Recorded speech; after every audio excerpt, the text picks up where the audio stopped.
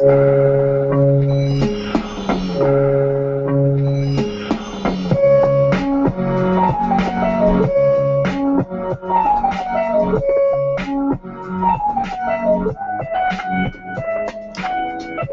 the basement of our townhouse, my wife Shearston, I'm Keith. This is the Roaring Twenties podcast, and thank you for finding your way to us. We're so excited to begin this journey of doing this podcast, and actually, this whole thing, the idea for it, came from. Oh my goodness! Technical difficulty. Hang on. Okay, sorry about that, about the feedback. This whole idea came from my wife. My wife has this idea about running this awesome blog, and it's in the process of getting worked on right now. First of all, what's the website? Talk about your vision for the whole thing. Okay, it's called roaring20s.com. It's a blog about, navigating your way through your 20s. It all started because I was doing research for work, and I started reading a lot of books and looking into all kinds of things, and I realized that I'm in my 20s and I could use some help, and I figured that lots of other people can, so it's about going through it together. And the 1920s are considered the defining decade of the United States of America. A lot of people have said that the 20s in your own life is the defining decade. And so why not? Who doesn't need a little advice for this time in your life? You're going to talk about work? Yes, work, relationships, college, because I'm still trying to get that done, working on it, slowly but surely. That's the way it goes. Took me a long time to get through college, too. And just kind of general well-being, happiness. Oh, who doesn't want to be happy? That's right. Pharrell has made millions of dollars on the idea that people want to be happy. That's the truth. It's absolutely true. All right, so today what we want to talk about is we want to talk a little bit about relationships today, right? We're going to start with some relationship talk. I think that's a big crowd pleaser. There's a bunch of shows, basically all reality shows, not all, but most reality shows are based on this idea, right? So anyway, so one of the things that we wanted to get to today is probably our favorite reality show, at least the one that we like to watch together, is The Bachelor. Oh, The Bachelor. / The Bachelorette, of course. / The Bachelorette, but we like The Bachelor more than The Bachelorette. Yeah, because the dudes just kind of become friends, and we like the drama. And we're into the drama. That's exactly right. And so one of the things that we wanted to talk about concerning The Bachelor was how this show actually provides some good insight about dating and how what you should do or what you shouldn't do. Yeah. Don't just watch it and then go apply everything to your life. Oh, absolutely not. It's a stupid show. It's totally fake. Like, it's like we talk about the producer rows. Like, there's just somebody that acts like a total idiot the whole time, and then they still go through to the next group, and it's like, okay, well, the producer everything. The producer everything, yeah. So the producers are behind that show. So that without question, there's elements to the show that aren't real, obviously. But one of the things that we wanted to talk about was things that happen in it, though, that are kind of mini lessons in dating. And it's kind of strange, but like, I've watched it and I've been like, as a dude that kind of failed for a long time, and then I've met her and that worked out. Like, until that point happened, one of the things that I made some of the mistakes that you see sometimes on The Bachelor. So the first one that I'll bring up to get us started is one of the things that people do all the time on this show that go far, people that are attractive to the Bachelor or to the Bachelorette, they tend to make the person work for it a little bit. People want to feel, I mean, that's true with anything, though. Like, if you feel like you've earned it, it's that much sweeter. And so they go on, and a lot of the time, I think there are people that, you know, just have normal dating histories, and then all of a sudden there are 25 people who are just falling all over them. Right. And so suddenly everyone thinks you're amazing, and there's no way that, right. And so that's one of those things where it's... So it feels more genuine if they're feeling like they have to earn it a little bit.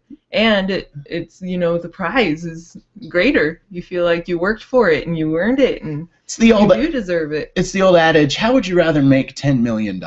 Would you rather make it through the lottery, or would you rather make it through earning it, right? And going out and being freaking awesome and being the kind of person that figured with the, you know, nobody comes 10 millionaire. They've got to have a little bit of luck, a ton of hard work, but how would you rather get that done, right? I mean, lottery's pretty sweet. I mean, that's pretty sweet, but at the end of the day, wouldn't mind winning the lottery. No, not at all. Not gonna complain. Both are good, right? But that's one of the things that I wanted that kind of reminded me of it. So one of the things that happens is on these shows is you've got all these people falling all over, like you said, and then what happens is it's usually only one person.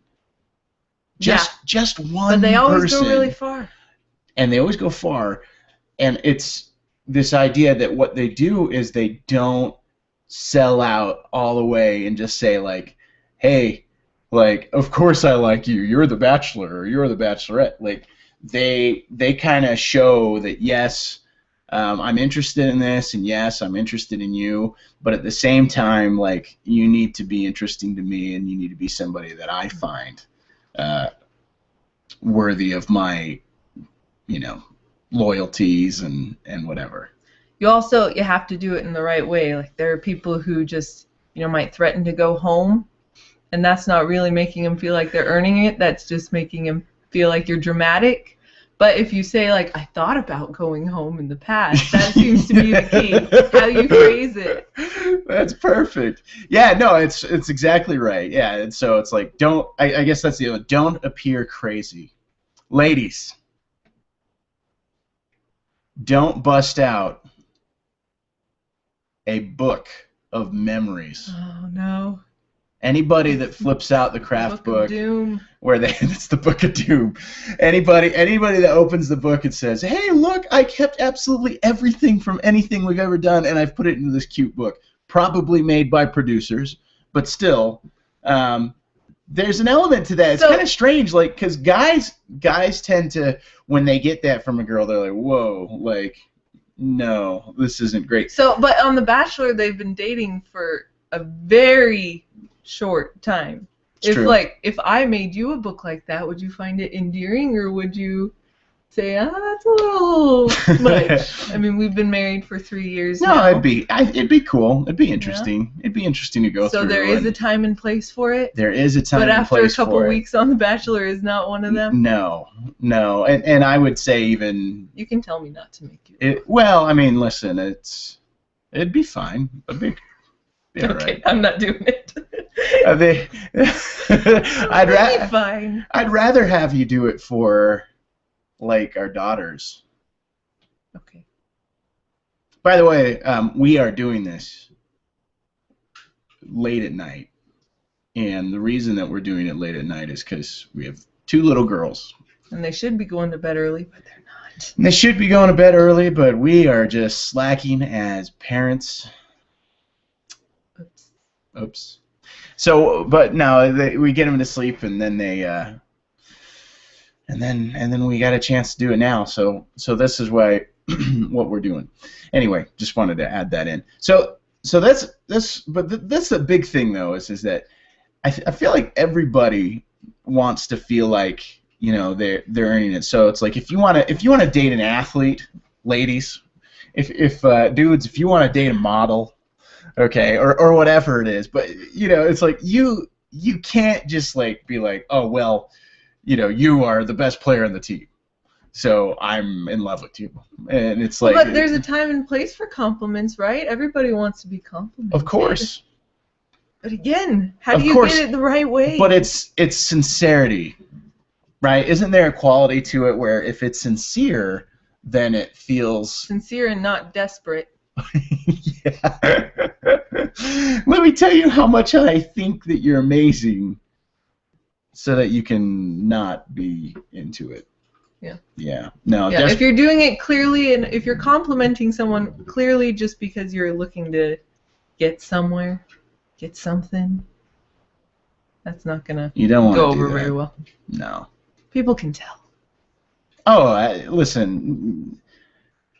Very few people cannot snuff out people who aren't being genuine.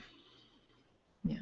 And I think one of the things that is really important, just within dating is that you do need to be really genuine about who you are. And that's another thing that you see on The Bachelor. They're living in a house with these people. If everyone around them is telling you that they're not genuine, why would you not listen to them? Okay, so that's a great point. That's crazy. So this is something I actually wrote it on our blog. If you check it out, how to avoid a toxic boyfriend or girlfriend. But one of the things I have a little theory about is that you want to date somebody that people within their own gender like. Does that make sense? So, like, girls want to find a dude that other dudes like, right? Guys want to find a gal that other gals like, or whatever. So the point is you want to be able to make sure that you can snuff that out. And the reason is because people are willing to call out people who are disingenuine or manipulative or whatever, and so that's one of the biggest things is if you want to make sure you're avoiding somebody that's manipulative, I think a great way to do that is to try to pay attention to how other people like them. But aren't they just jealous? Because that's always the claim that's made by the person who's guilty of or who is receiving the darts and arrows at them, is that they're just jealous. They're just jealous. Or like you hear, well, girls don't like me. I only have guy friends. Right. You know? Oh, well, maybe that's a good quality. She's more like a guy. No, if girls don't like her, there's a reason. She's doing something that you're not going to like eventually. Yeah. But what about the whole thing? Actually, let's talk about this. The whole thing about girls, like, the old joke, like, girls don't like each other. That whole thing. Yes. What's going on there? Well, I think it's because, girls get together and then they just complain about each other, to other people, and that's what you hear about. And so it's the girls must not like each other. Because they're busy just gossiping or whatever. And whenever they leave the company of one girl, they go and complain about her to someone else. Not always, but it does seem to happen a lot. Yeah. I think that's what we even said at the beginning, right, that we like The Bachelor more than The Bachelorette because the girls don't seem to get along as much. So there's something kind of weird. Or it seems more like when the guys don't get along, this is going to sound bad, I guess, but when the guys don't get along, it really, really feels like it's a producer thing, that the producers are really trying to force something, because it doesn't seem like the guys are just going to go, get in each other's faces about ridiculous things, but it does seem like the girls will do that. And that's bad, but I think it does happen a lot more.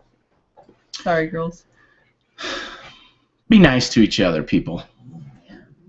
But if somebody's being a freaking stupid, you don't have to be nice to them. That's the motto he lives by. I'm the worst. I'm sorry. It's not what I would suggest. No. No. Do you feel like it serves you well? I'm okay. Well, I know. Yeah, I'm okay. I know that you're okay. Maybe. Yeah. We'll save that for another conversation. Okay. So Sorry. No, it's fine. I think it's, for me, it's, if there's people that I think are trouble and I think that they don't necessarily always mean well for the people that they meet, they're only looking out for themselves, give me as much space Yeah. That's there's something a difference between giving yourself space and being mean to someone, though. Oh, well, right. Okay. How often am I like, I'm not mean to people, but... He's not. He's nice. I'm nice. Well. Sort of. I'm willing to say things that maybe aren't the nicest, but I usually base them on things that I think are true. So there's that. Another little tip that I have that I've gotten from watching the Bachelor series, the Bachelorette, is there's a time and a place to share things about your life. And I think that there's, like people are unloading like the most difficult, crazy things on the Bachelor or the Bachelorette within, the first, 20 minutes. It feels like it's probably not that way because of TV, but I think that's what they're supposed to be doing. Well, I know because you only have a certain amount of time and stuff, but generally it can get you a rose because you look really calloused if you send home the guy who's like, yeah, my. Or it seems like they're more serious about it. They're trying to get down to. Right, but also like if the Bachelor, like if Andy the Bachelorette sent home a dude because he's like, yeah, like the dude who was like my brother died of a drug overdose and da da da da. It's like, yeah, you don't send home that like right then and there. Yeah. Like America will think that you're totally calloused and awful. They won't think you're Juan Pablo bad, but they will think that you're pretty bad. So, right or wrong, that's just what they'll think. So, okay, but I think that that's one of those things, like, I think that there's a time and place to begin to share some of that stuff, and it's certainly not on the first date, right? Like, I think what you try to accomplish on a first date, and the people that tend to win don't get into that stuff right away. Like, They get it. It's not genuine. Well, right, because that doesn't happen naturally. No. Hi there. My name's Keith. I want to tell you about my dad's heart attack. Right? Okay, like that's not something that happened. Anybody that listened, did you cringe when I said that? Yeah, you don't know me well enough yet, right? It's our first podcast, so that's the point. Is don't get into stuff. Give him an example. Yeah. Oh, thank you. Yeah, that was a learning example. They could really feel what we were talking about. I put them through emotions. Yes.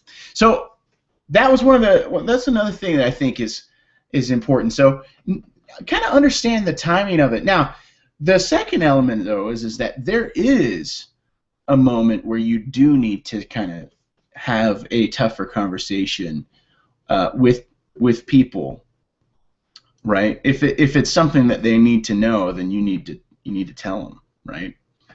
So,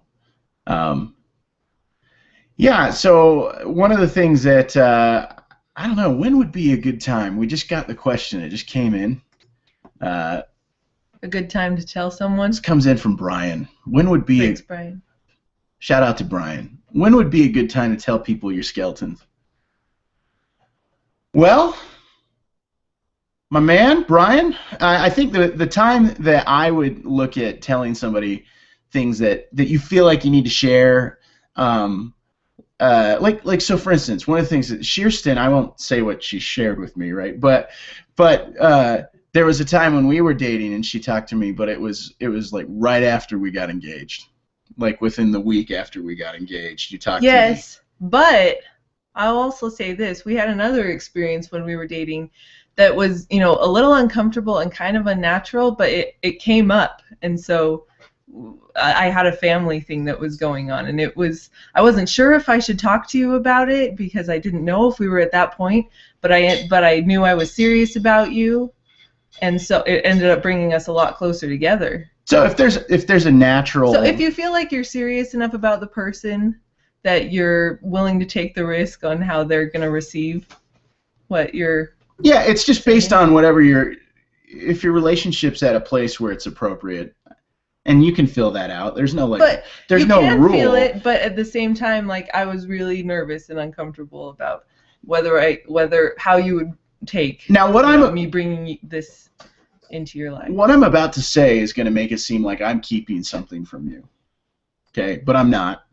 But one of the things that I think that I would say is when would it be a good time is sometimes there are things that I think maybe this is because I watch Mad Men. I don't know, right? The whole show is based on keeping things away from people, but it's not necessarily the right move. Like there's things where it's like, yeah, I don't really see why that person. Like you don't need to go into, let's say you had an ex-girlfriend or a drama with that or something like that. Like you don't need to go through all the stuff with that person. If the person asks if it's necessary to the relationship, like if it's going to be detrimental if you don't tell them and they find out later and it's a big deal. Like you aren't actually Don Draper, but you're Dick Whitman? Yeah. Yeah, you would need to know that. Betty, boy, you don't want to set up poor old Betty Francis to find the Dick Whitman box, that's for sure. But I think the best way to kind of indicate when you're ready for something is if it comes up naturally, like so, you were sad at the time. So before we were engaged with that other event you're talking about, it's like you were particularly sad and things were going on. Yeah, my family was having something that was going on that was really sad. And it was going on in my life right then and there. And if I didn't tell you, I would be going through it alone. And if I have someone to, kind of lean on, then why not bring you into it? Right. But if it's not a concurrent running thing, but it is something that you need to have a conversation with, I wouldn't really unload it on somebody until you really know that this is somebody. Because you should unload it on them. I just wasn't sure where we stood at the time. Yeah, But yeah, I think the bigger thing is just unload your stuff on people when you have the trust in each other that they will handle whatever information that you're going to give them. So, these people on The Bachelorette, it's like, why would you share, your father's cancer or whatever on a first date. to people on your first date? Well, not only because is that person going to help you cope with it? Not only are they going to understand you better? This season there was somebody who talked in every single one of his talking heads. He was like, I just need to get a date with her because I need to tell her about this. Like that was what he was fixating on. Why is that the only thing you're planning on talking about on your first date? And it was something.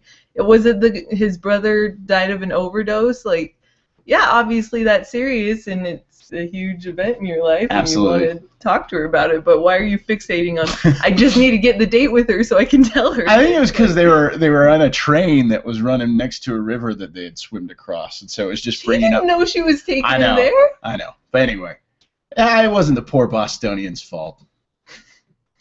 Bostonian? Anyway, I appreciate the question, Brian, and I hope that helps. Just basically, you bring up stuff when there's trust there, and you think that it helps bring you together. All right, so the next thing I guess I would want to bring up, when you watch The Bachelor, and when you pay attention to stuff, right? One of the big things is you need to really be aware of like the other person and take care of like what the other person wants in that circumstance. So for instance, there's a lot of times where people come in and they just say like, they'll just be like, okay, let me take care of this for me, and they're not really worried about what the other person needs. Does that make sense? Yeah. So for instance, just on this last episode, like they're just talking to talk, not to. Yeah, on this last episode, basically, the guy was like, yeah, my brother plays football, and all I want to do is like follow him around the country and watch my brother be a football player, and that's all I care about like doing, and I think that guy, I don't know what happens. We haven't finished the episode, but basically he is burying himself in that moment. Like he's not going to win. And the reason is because he's busy fixating on himself and kind of his needs rather than saying like what we're doing is building something together. Something that we both want to do, or is this something that you'd be all right to do? Because it was like if you and I end up together, this is what our life is going to be like. You're just going to come into my cycle and we're going to go forward. Yeah. You know what I mean? And that absolutely will not work. That puts people off right away. So unless they have like absolutely nothing in their lives, like generally speaking, people will not leave everything behind just to be with you. At least not for a while. Yeah. No, I mean, when Mr. Big sings just I'm the one who wants to, you know the song? Yeah. Be with you.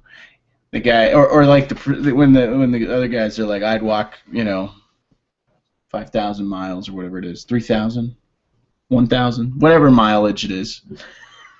I don't even know what you're I would walk Okay, 500 miles. Okay. And by the way, Let's not get crazy. I mean, yeah, I was overdoing it. These guys would only, I mean, they're from Scotland.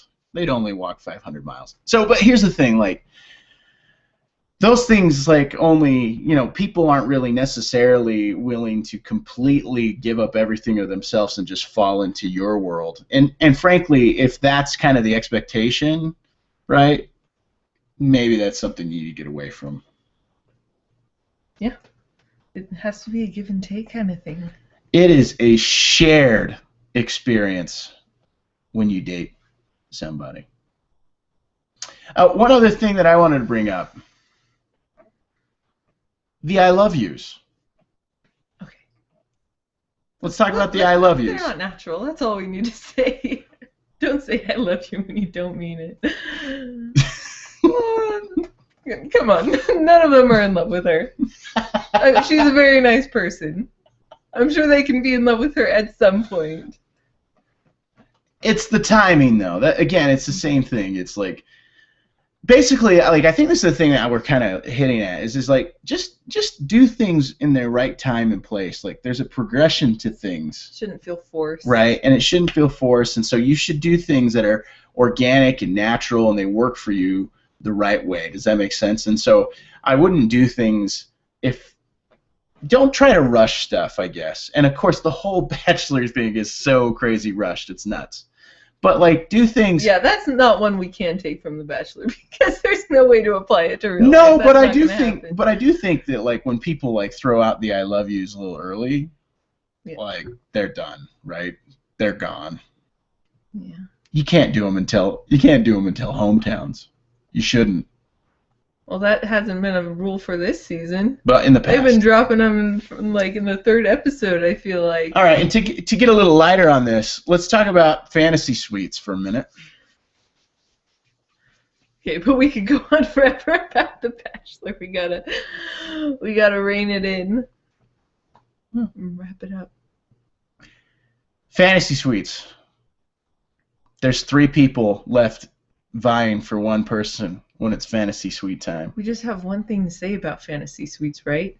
You don't want to go in the middle. No, you're not going to be number 2. If you're number 2, you're doomed. Do whatever it takes. Don't be squished in the middle of that.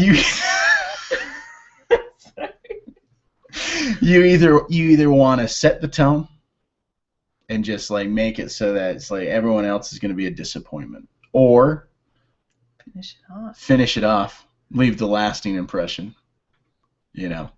But and I guess that's all we'll say about that.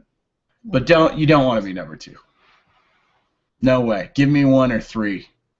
If I'm 2, I'm not accepting.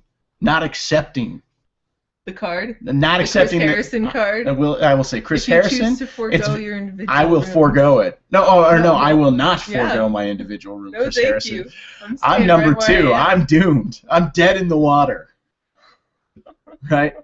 I am a black guy in a horror movie.